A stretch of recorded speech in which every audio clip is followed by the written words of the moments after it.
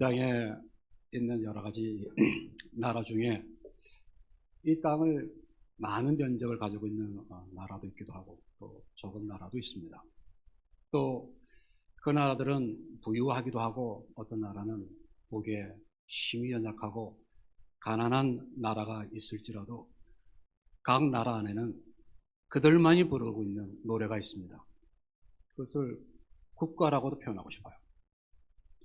그들이 부르고 있는, 민족이 부르고 있는 이 국가 안에는 그 나라의 정체성이 있습니다. 정체성뿐만 아니라 그 민족이 소망하는 미래에 대한 소망에 대한 기대함이 그들이 부르고 있는 노래 안에 담겨져 있습니다. 사실 노래는 힘이 있습니다. 노래는 방향성도 가지고 있습니다. 또 이 노래 안에는 그 사람들이 갖고 있는 삶의 성품과 여러 가지 감정적인 것도 음악 안에 함께 담겨져 있습니다. 그래서 이 음악이 갖고 있는, 노래가 갖고 있는 힘이 크게 군대에서는 군가라고도 부르기도 합니다. 어렸을 때 종종 제가 이렇게 들었던 이 노래 안에는 6.25 때 불렀던 그 노래라고 생각합니다. 전후의 시체를 넘고 넘어 앞으로 앞으로. 아마 이 노래를 듣는 이 군인들 안에는 이 노래가 담겨있는 부분 앞에서는 후퇴가 아닌 전진의 이야기하고 있는 것처럼 체육을 하고 있는 이 응원가도 사실은 앞으로 전진을 이야기하고 있는 것처럼 이 음악 안에, 노래 안에 담고 있는 것들은 그만큼 힘이 있습니다. 신명기 31장은 모세의 마지막 자기의 임종을 죽음을 눈앞에 두고 그가 이제는 열조로 돌아가야 할 때 내가 무엇을 다음 세대에게 남겨야 할 것인가. 이 유명을 하고 있는 이 유언이 담겨 있는 것이 신명기 31장, 32장 쭉 있는 부분들입니다. 그런데 신명기 31장 끝부분에 모세가 무슨 말을 하냐고 그러면은 하나님이 약속한 이 가나안 땅에 들어갔을 때 그 땅은 젖과 꿀이 흐르는 땅. 그들이 광야를 지나서 하나님의 약속한 땅에 들어가게 되면은 그 땅은 풍성하게 먹고 마시고 배부르고 넉넉한 삶을 살게 될 때 그들 안에 어려운 것 하나가 있다면은 그것을 인하여 하나님을 잊어버리는, 하나님을 잊어버릴 뿐만 아니라 우상을 숭배하는 이 문제를 모세가 이야기합니다.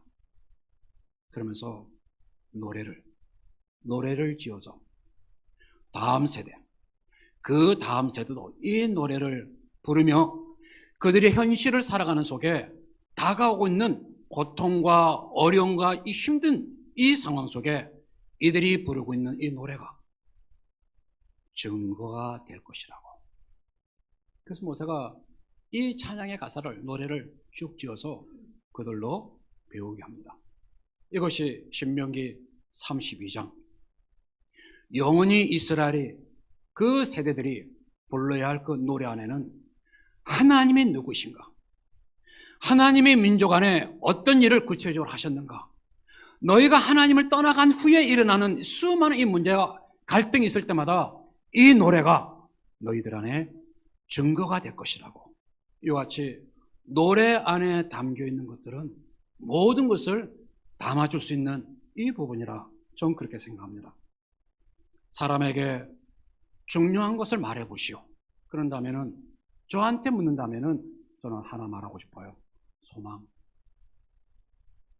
물론 물질도 필요한 것이고 가져야 할 수 있는 모든 소유물도 인생을 살아가는데 중요하겠지만 그것보다 더 중요한 것이 하나가 있다면은 소망이라 생각합니다. 그래서 많은 학자들이, 신학자들이나 과학자들이나 또 이 철학자들도 인간에게 가장 필요한 것이 하나가 있다면은 희망입니다. 희망은 사람이 살아가야 할 삶의 의미를 담겨주는 것도 희망이고, 사람의 삶에 만족한 생활의 모든 것의 기본적인 구조도 희망이라 생각합니다. 로마서 15장에 그래서 사도 바울은 그는 이사야 말씀을 인용하면서 이렇게 표현하고 있습니다. 이새의 뿌리에서 일어날 그 사람, 그분은 열방을 다스릴 겁니다. 그러면서 뭐라고 했냐면은 이 사람에게, 이분에게 모든 열방이 소망을 그에게 둘 것이라고. 이것이 이새의 뿌리에서 일어나는 그 사람은 오늘 우리가 함께 축하하고 이 날을 기억하면서 함께 노래하고 있는 주 예수 그리스도. 지금은 상황은 그렇게 보이지 아니할지 모를지라도 오늘 이사야가 예언했던 것처럼 사도 바울이 로마서에게 이 말씀을 기록한 것처럼 모든 열방이 주 예수께 소망을 두게 될 것이라고. 성탄절에 어린아이들이 즐겨 부르는 노래 하나, 그중 하나는 아마 잘 아는 노래입니다. 빨강코의 루돌프 사슴. 제가 어떤 한 책을 보면서 이것이 어떻게 나왔는가 그것을 제가 보았기에 오늘 연합 모임이라서 우리 애들도 쉽게 이해하겠다 생각했는데 오늘 애들이 거의 못 왔습니다. 하지만 제가 준비했던 부분들이라 이 부분 나눠보고 싶어요. 이 이야기를 쓴 사람은 로버트 메이라는 사람이었습니다. 이 사람은 동화 작가로서 많은 사람에게 인기를 받고 싶어하는 이런 젊은이였습니다. 하지만 자기의 생각하고 자기가 바람대로 되지 아니하고 이 사람이 쓰고 있는 이 동화는 인류 잡지가 아니라 거의 삼류 쪽에 있는 그 잡지사에서 이 사람의 것을 사서 거기다 실리는, 이 사람 안에는 좌절함도 있습니다. 그래서 이 젊은 친구 안에는 괴로움도 있고, 더 나아가서 이 어려운 것은 5년 동안 꼼짝하지 못하는 병석에 누워있는 아내에 있습니다. 당시 이 사람이 살고 있었던 그때는 경제적인 공황이 와서 살아가는 생활을 잇기가 너무너무 어려운 그 상황이었고, 또 이 사람은 딸까지 자기가 케어해 돌봐야 할 이 상황 속에 있는 한 젊은이였습니다. 마음은 그렇지 않은데 아무도 자기가 쓴 이 동화에 대해서 값을 주고 좋은 쪽에서 산 사람이 없는 그 안에 그 마음에 어렵고 인정받지 못한다는 이 마음 때문에 이 젊은이는 모든 상황이 어려웠습니다. 이에 성탄을 앞두고 쓴 동화, 그 동화의 주제는 루돌프 사슴이었습니다. 그런데 이 사람이 처음으로 이것을 사겠다고, 이것을 문서화해서 동화책을 나겠다고 하는 그것은 인류 잡지사에서 이 사람에게 연락이 왔습니다.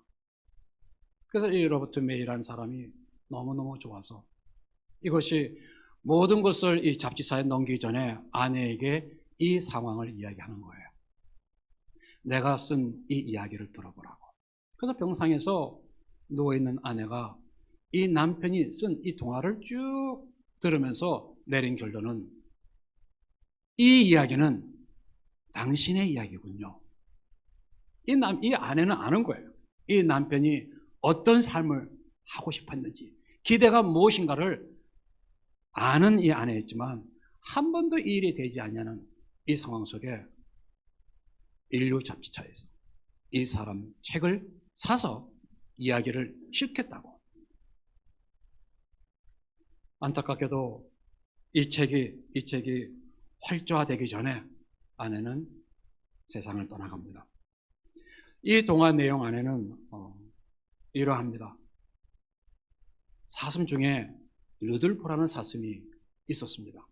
외모가 그렇게 훌륭하게 뛰어나지 못하는 외모도 그러하고, 또 이 루돌프는 아시는 것처럼 코가 빨갛게 부풀려 있어서 많은 사슴들에게 이 따돌림을 당하는, 자기의 외모도 훌륭하지 못하고 또 코도 이렇게 붉어서 외톨이가 되는, 소외당하고 많은 사슴들에게 놀림감을 당하는 이 루돌프가 있었습니다. 그래서 괴롭게 살아가는 이 루돌프에게 어느 날 산타클로스가 이 사슴 마을을 방문한 거예요. 그거는 썰매를 끌어줄 사슴을 선발하기 위해서 이 산타클로스가 이 사슴 마을을 방문했는데, 이 산타클로스는 썰매를 잘 끌 수 있는 힘이 있는 다리가 튼튼한 사슴이나 또 얼굴이 이쁜 아주 잘생긴 외모가 뛰어난 이 사슴이 아니고 모든 것을 밝혀줄 수 있는 코가 반짝반짝한 이런 사슴을 찾기로 산타클로스가 그 사슴 마을을 방문했을 때 뜻밖의 이 루돌프 이 사슴을 산타클로스가 선택하게 됩니다. 천천하지는 않지만 외모가 다른 사슴에 비해서는 뛰어나진 않지만 그 코에 빨간 게 모든 것을 밝혀준다고 생각했기에 그 외모가 좋고 튼튼한 사슴보다는 이 루돌프를 선택해서 산타클로스의 썰매를 끌게 됐다고. 그것은 루돌프의 이 빛나는 코는 희망을 뜻하고 있다고. 그 책 내용 안에 그렇게 기록한 것을 제가 보았습니다. 그래서 우리 어린아이들이 부르는 것은 루돌프 사슴코는 매우 반짝인 코라고.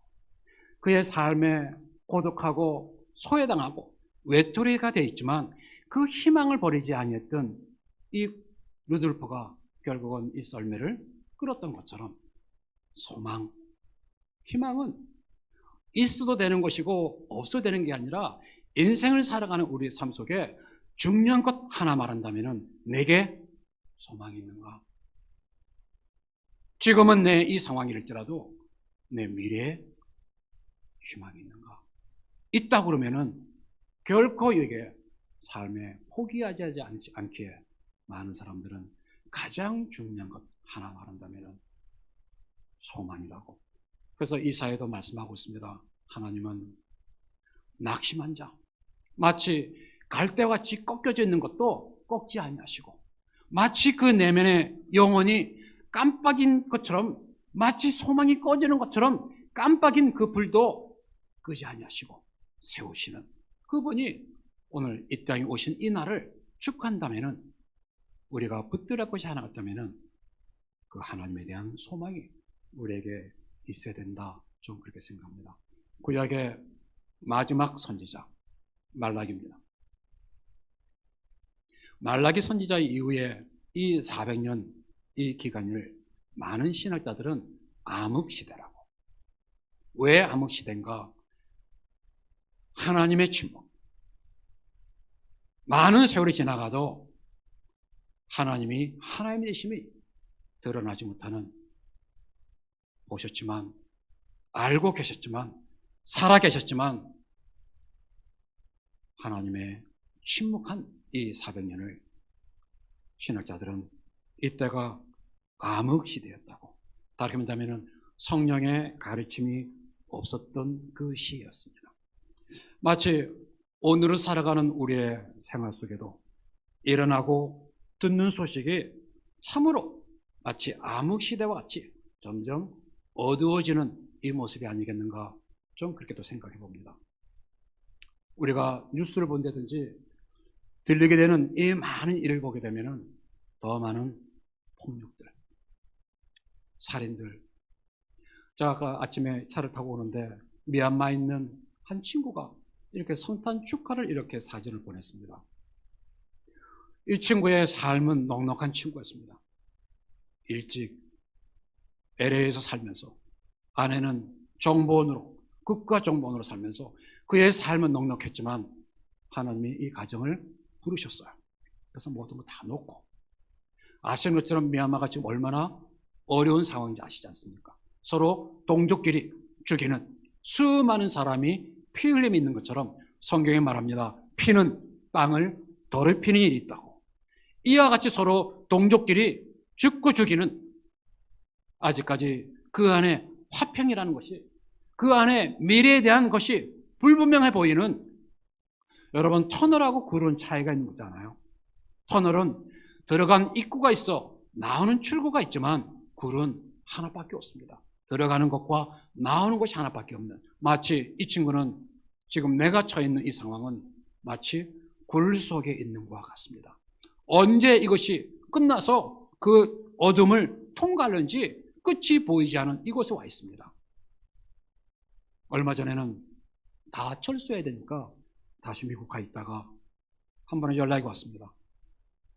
여기는 모든 것이 좋고 넉넉하고 내 집이 있는 곳, 친구들이 있는 곳, 사는 곳에 필요한 음식이 부족하지 않냐는 이 넉넉한 곳에 있지만 내 마음은, 몸은 여기 있을지라도 마음은 거기 있습니다. 나를 부르신 그곳, 지금 모든 것이 터널이 아닌 굴과 같은 곳이 있을지라도 내 마음은 거기 있습니다. 시편 57편을 노래하고 있는 다윗은 이렇게 말합니다. 그런 굴 속에서도 그 하나님을 기억하면서 내가 만민 중에 하나님을 노래하겠습니다. 하나님의 인자하심은 커서 하늘에 미치고 내가 온 열방에 그 하나님의 되심을 내가 선포하겠다고. 그가 이 노래를 부를 때가 어디 있냐면은 터널이 아니고요, 시작과 가야 할 길이 보이는 것이 아니고 그가 굴 속에 있을 때 그 하나님을 노래했던 것처럼 나는 가야만 하겠습니다. 그래서 한국에 들어와서 비자를 받고 몇 달 전에 미얀마에 갔습니다. 그래서 제가 카톡 안에 성탄 축가를 이렇게 보내면서 그 친구는 그렇게 말하고 있습니다. 모든 것이 암울해 보이지만 그 하나님은 여전히 우리와 함께 계시고, 오늘 주 예수 그리스도의 이 성탄 소식은 미얀마 땅 모든 것이 아무것도 안 보이는 것 같지만 여전히 나는 이것을 외칠 겁니다. 왜요? 그분은 여전히 살아계셔서 이 미얀마 땅을 사랑하시기에, 값을 주고 산 땅이기에 오늘도 그 땅에서 외쳐야 할 것이 하나가 있다면 오늘 천사의 노래와 같이 하나님께 영광. 가장 이 땅에 복된 소식은 주 예수 그리스도가 소망이 없는 암흑과 같은 모든 것에 침묵했던 그때 빛으로 오신 주 예수 그리스도의 소식을 알려야 할 일이 나에게 있기에 나는 여전히 여기 있습니다. 하나의 빛으로. 이게 얼마나 사실은 제 마음에 오면서 나는 뭐하고 있나? 나는 뭐하고 있나? 조금이라도 이 코로나 이 문제들이 조금 더 발생이 되면은 마음이 움츠러드는 이 상황. 그래도 언젠가는 터널과 같이 들어갈 곳이 있으면 나가는 출구가 있는 이 상황 속에 이 친구는 터널이 아닌 굴 속에서도 그 하나님을 기억하면서 소망을 잃어버리지 않냐는 이러한 모습들 우리 안에 얼마나 많습니까? 자살, 테러도 있기도 하고 수많은 사람 이 폭력과 살인 문제가 일어나고 있는, 그때보다 훨씬 더 살아가는 것이 넉넉합니다. 이전에는 내가 살아가는데 50가지만 채워져도 부족하지 않다고 했던 것이 지금은 50가지가 아니라 400가지, 500가지가 채워지는, 그걸 가지고 살아가는 생활 속에 편리한 이런 곳에 살아가는데 오히려 우리의 주위에 일어나고 있는 많은 소식과 상황들은 점점 어두워지는, 그래서 많은 사람들은 그렇게 이야기합니다. 형벌을 더 높여야 된다고. 더 모든 법을 더 높여야만 이 나라가 그렇게 되지 않을 거라고. 형벌이 더 높고 또 많은 사람들은 사형이라고 이런 말까지 한다고 어둠이 사라지겠습니까? 아니요. 어둠에 필요한 것은 더 높은 형벌이 아니고 어둠에 필요한 것이 하나가 있다면 그것은 빛. 그래서 요한복음 말합니다. 예수님이 그 암흑과 같은 침묵의 그 400년 동안 그분은 어떻게 오셨다고요? 빛으로 오셨다고.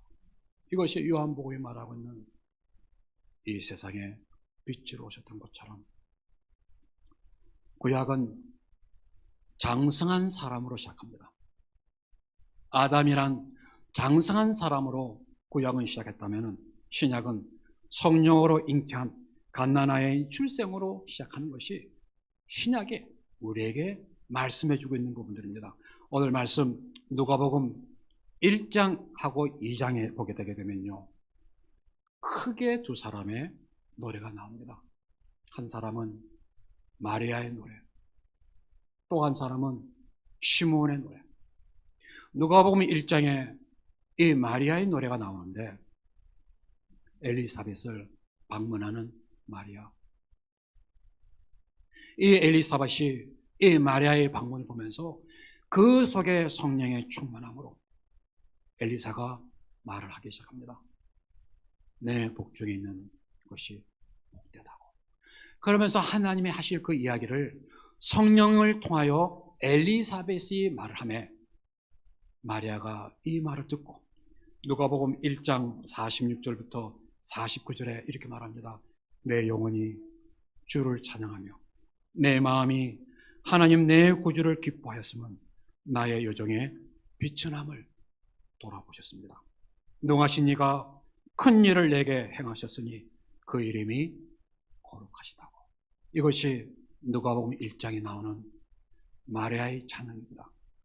또 하나의 노래 시므온, 이것은 누가복음 2장 예루살렘에 사는 한 평범한 종, 한 평범한 늙은 종의 노래가 누가복음 2장입니다.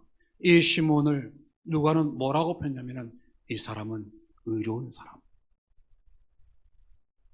이 사람은 경건한 사람, 이 사람은 모든 사람이 거기에 대해서 기억하지 못하고 잃어버린다 할지라도 이 늙은 종은 하나님의 약속을 기다리지 않은,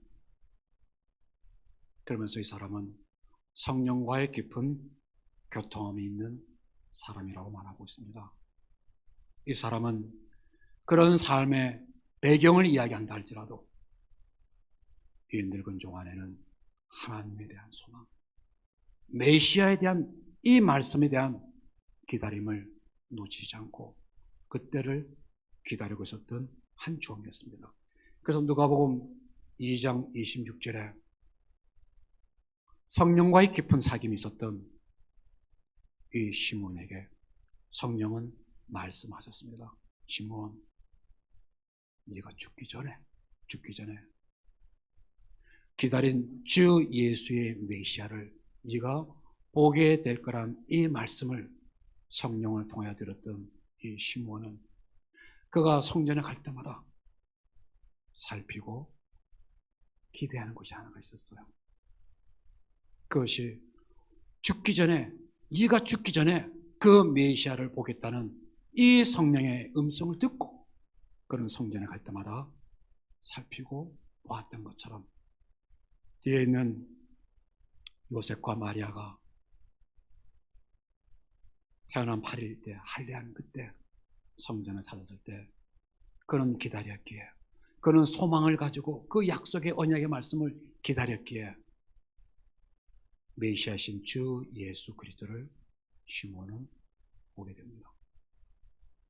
목동이 처음으로 주 예수 그리스도를 보았다면은 시므온은 메시아신 예수 그리스도를 안고 하나님을 찬양했던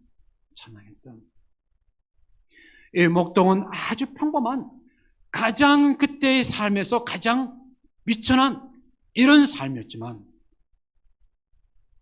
하나님은 이러한 자에게 메시아이신 그 주의 탄생을 제일 먼저 목도하겠다면 한 평범한 늙은 종, 하나님의 약속을, 그 소망을 저버리지 않고 그것을 기다렸던 시몬은 구주 주 예수 그리스도를 안고 하나님 앞에 찬양을 드렸던 가장 귀중한 찬양이 여기 있지 않나, 좀 그렇게 생각합니다. 그러면서 29절에서 32절까지 이것을 구주 예수 그리스도를 안고 하나님을 찬양했던 이 시몬의 노래가 이렇게 말합니다. 주제요, 이제는 말씀하신 대로 종을 평안히 놓아주시는도다. 내 눈이 주의 구원을 보았사오니 이는 만민 앞에 예비한 곳이요 이방을 비추는 빛이요 주의 백성 이스라엘의 영광입니다. 아마 이 찬양만큼 가장 아름다운 찬양은 저는 없다고 생각합니다. 이 노래는 누가 부를 수 있겠는가? 소망을 저버리지 않고 환경과 상황들은 어둡다 할지라도 성령의 말씀하신 대로 주 예수 그리스도의 메시아 되신 오심을 기다렸던 시몬이 이 노래를 불렀던 것처럼 오늘도 이제 2021년 지나가는 이 노래 부를 수 있는 성탄의 노래는 누구가 부를 수 있겠는가? 구주주 예수 그리스도의 나심을 소망 가운데 바라보며 그분을 높이는 사람만이 부를 수 있는 새 노래가 아니겠는가 생각합니다. 마지막 우리가 함께 읽었던 14절입니다. 누가복음 2장 14절. 우리 이 찬양은 천군 천사가 불렀던 찬양인데 이것이 제일 처음 하늘나라에 불렀던 성탄 찬양이란다면 그 다음에 나머지 우리가 다 부르고 있는 이 모든 것들은 그냥 이 찬양의 그냥 메아리와 같은 것이라 생각합니다. 오늘 우리 성탄절을 맞이해서 함께 예배하고 있는 성전에서나 가정에서 이 날을 기억하면서 우리 부르고 있다면 우리 천군 천사가 불렀던 이 찬양 함께 부르고 싶습니다. 14절 같이 우리 한 목소리로 함께 크게 한번 찬양할까요? 시작. 지극히 높은 곳에서는 하나님께 영광이요 땅에서는 하나님이 기뻐하신 사람 중에 평화로다. 아멘. 주 예수 그리스도는 우리의 소망이십니다. 주 예수 그리스도는 열방의 소망이십니다. 그래서 오늘 성경에 누가복음 1장에 이 예수 그리스도를 뭐라고 표현하고 있냐면은